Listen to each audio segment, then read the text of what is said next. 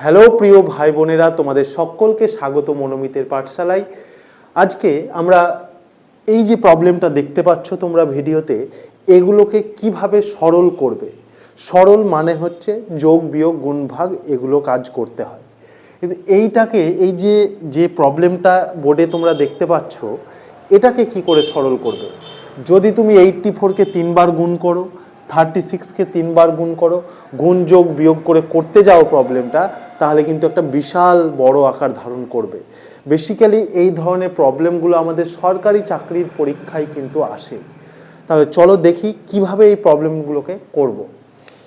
দেখো 84কে আমি মনে মনে 84কে আমি ভেবে নিচ্ছি এ, আর 36কে ভেবে নিচ্ছি বি। ঠিক আছে, তাহলে যেখানে যেখানে 84 আছে সেখানে এ বসাও, এবং যেখানে যেখানে 36 আছে সেখানে বি বসাও। তাহলে কি হচ্ছে দেখো তো ব্যাপারটা, এ গুণ এ প্লাস বি গুণ বি, নিচে এ গুণ এ প্লাস বি গুণ বি মাইনাস এ গুণ বি, এটা পেলাম। এবার একে যদি আমি 3 বার গুণ করি তাহলে কি হয়, এ কিউব। বিকে যদি 3 বার গুণ করি তাহলে পাবো B cube by A square plus B square minus A B, এটা দাঁড়ালো। দেখো এইগুলো সরল করার ক্ষেত্রে, এই ধরনের ট্রিকি প্রবলেমগুলো করার ক্ষেত্রে আমরা বীজগণিতের সূত্রের সাহায্য নেব।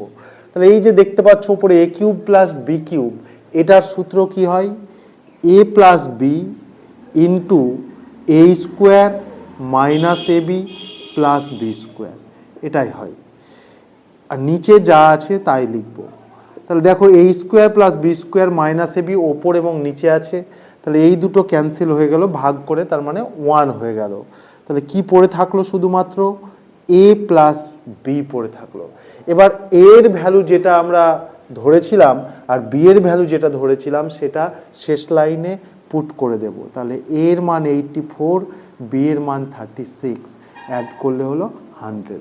তাহলে এই যে এই সরল যেটা দিয়েছিল সেটাকে দেখো বীজগণিতের সূত্রের মাধ্যমে কি সুন্দরভাবে খুব সহজে হয়ে গেল। তো এই ধরনের বিভিন্ন প্রবলেম পেতে এবং ম্যাথ রিলেটেড যে কোনো জিজ্ঞাসার জন্য মনোমিতের পাঠশালা ইউটিউব চ্যানেলটিকে ফলো করো।